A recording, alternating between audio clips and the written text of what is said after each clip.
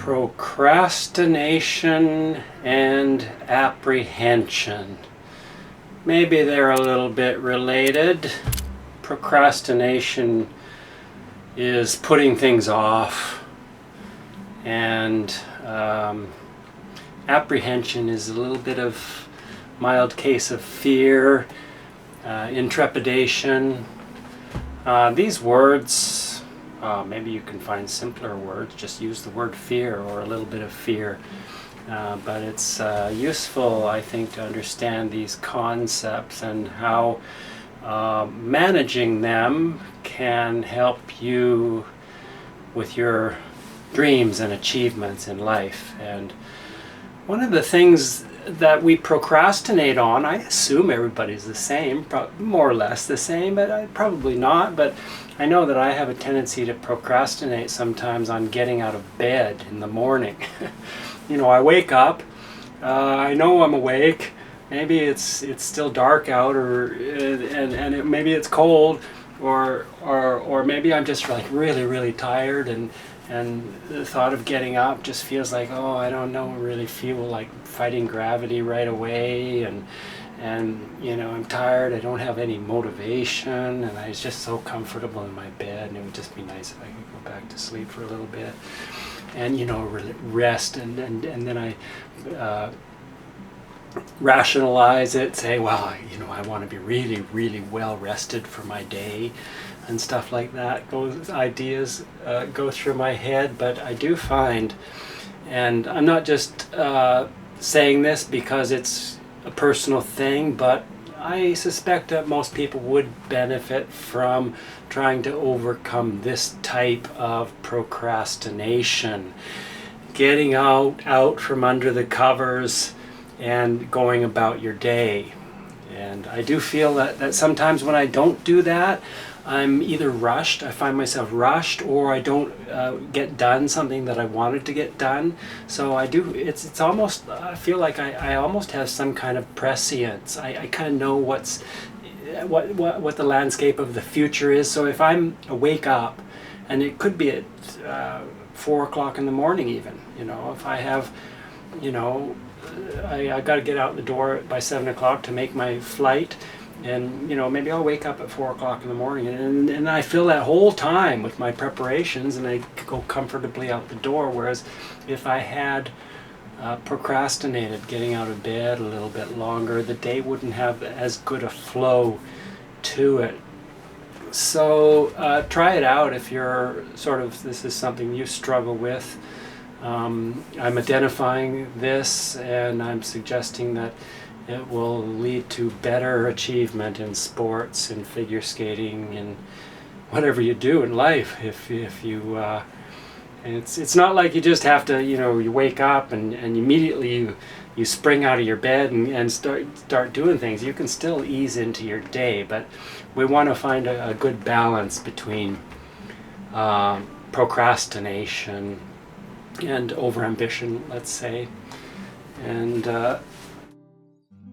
yeah, so in some cases procrastination can be reasoned, and procrastination is always kind of a pejorative term. When you say that you procrastinate, or you say, what are you doing procrastinating, it's never a compliment, but sort of it's a euphemism for procrastination, and maybe a more reasonable type of setting off into tomorrow what you could achieve today. Maybe you, in the interest of efficiency, you want to combine a few errands in the same neighborhood, so you don't want to just go out and do one thing where you're going to have to go back in that general area the next day. So that's or you're trying to learn your axle, and you really have this will, and you see your best friend doing her axle, and so you really want to do your axle, so you just understand what the axle is, you just try to do it, instead of having the patience to build your foundation and understand it. This project is not going to be today, probably it's going to be over weeks and months. So our use of time and how we fill that time, I think, is quite important. Yeah, I got up and I cleaned my windows. They I cleaned them before, but not really totally thoroughly, and now I got some new cloths, so and this is good exercise because I have to squat down under the table to get to the windows, and then I got to reach around and do the outside, clean the outside windows and stuff. And getting these things done is a way of giving a shot in the arm to our self-esteem. I do like living in a clean and tidy environment. It helps me think better, and it gives me a better feeling about myself, and it helps me press the button on the video so that the podcasts begin, because I feel like I've already achieved something in my day. I have some worth, some value. I have clean windows, and so it takes a little bit more pressure off when you already have got a few things achieved in the day. I have other things I've been doing as well, like going and walking on the rocks. Now, this was an apprehension I had. I mentioned that I had a little mishap walking on the rocks, getting over jet lag, and I was out in like 4 or 5 in the morning, jumping around over the river on these rocks, and a little rock moved unexpectedly in the middle of the river when I was going to plan on stepping on, using it as a stepping stone to get across the river. It rolled out from under my foot, and next thing you know, it was all soaking wet, and I had, little lacerations still recovering from, and embarrassment, extreme embarrassment, because there were, I'm pretty sure that even if somebody didn't see me, they heard me. So, because I was not too, there's people out walking even before the sun rises in the morning. So, but yeah, so I for a few days I couldn't go out there. It was kind of like, it's a little minor trauma, let's say, and I suffered from it, and I don't want to hurt myself again. I don't want it to be worse next time. So yeah, I have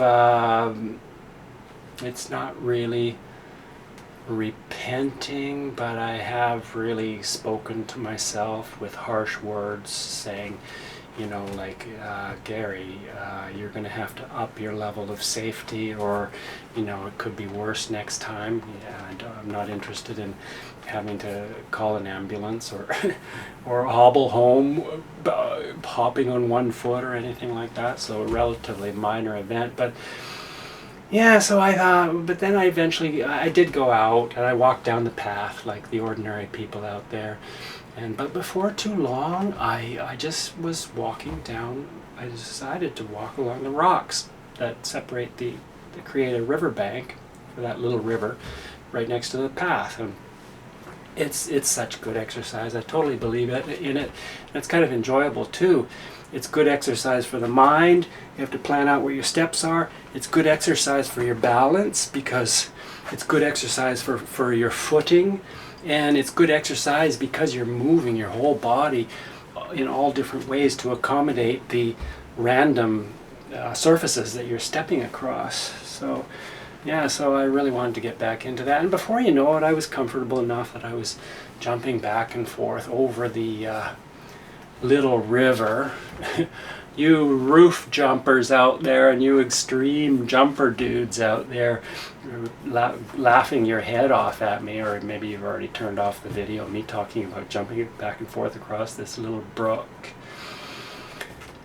But yeah, not everything has to be extreme, and I as we get older, we break easier and we heal slower, so I want to be careful. In apprehension, yeah, I had, maybe you can relate to this as well too, like when we have an accident, we it makes us a little scared about doing something again. Like I had 3 times in a row, I was testing out some new boots and blades. I mean, I'm 90% sure that the equipment, my incompatibility, let's say, with the equipment was partly to blame for having 3 serious falls on double loop jumps. Heel catches the ice, instability, heel grab, flip over, land on my shoulder. Have to take a few days off skating, and 3 times on double loop jumps, which I should be able to do with my eyes closed. And Yeah, well, I used to do double loops, actually, not with my eyes closed, but I used to do backward crossovers around, and I would shake my head like this.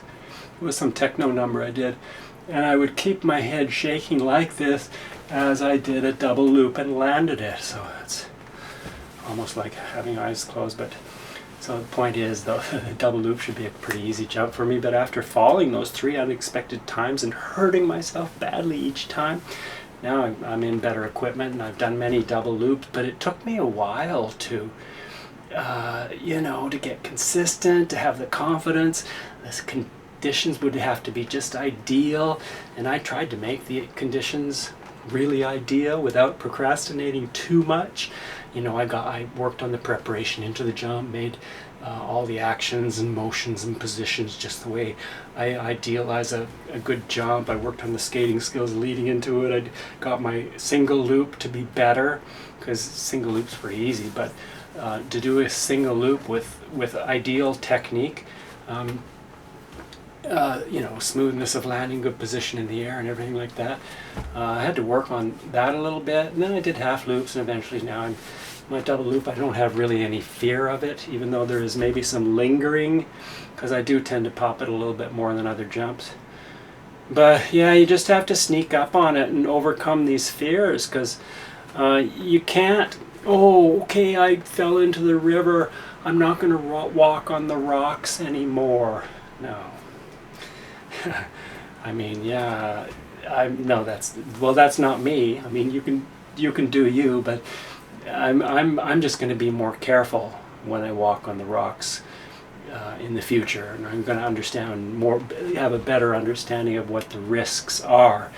Which is not to say I'm not going to have some other mishap, but I don't think I'm going to have to learn that little rock in the middle of the river lesson again soon. Maybe a decade now I'll have to learn that lesson again. No, yeah.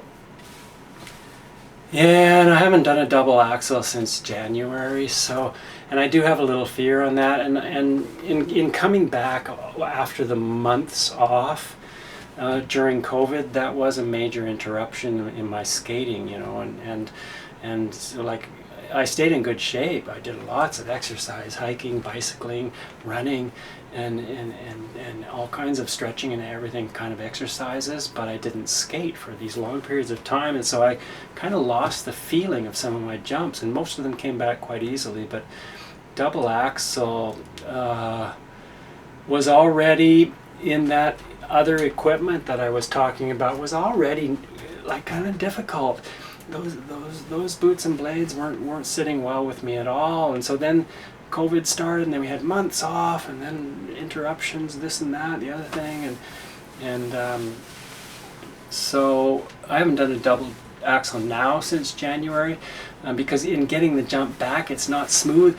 You do the jump, you land some not quite right, because you're just trying to get your technique back, so you have more of a chance of tweaking your ankle or giving yourself a little sprain, or impact is not quite smooth on the landing, so hard on the knee. So I've suffered a few little injuries, which I don't want to exacerbate, so I've been kind of trying to take it easy. I'm now at the point where if I had the confidence with double axles that I used to do so easily, I could do one now pretty easily, but I have to overcome the fear and get back into it and create those ideal conditions and atmosphere and whatever it takes, adrenaline, and have a good single axle technique under me, and hopefully I have every confidence that I will get that jump back again.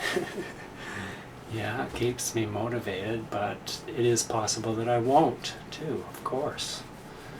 I'm not really accepting of that possibility, but okay, we'll see how reality turns out. Yeah, so just sharing some thoughts with you today about overcoming our apprehensions and overcoming procrastination and getting things done so that we get a good sense of achievement and we can walk proudly through our day Okay, practice hard. Enjoy yourself. Get better.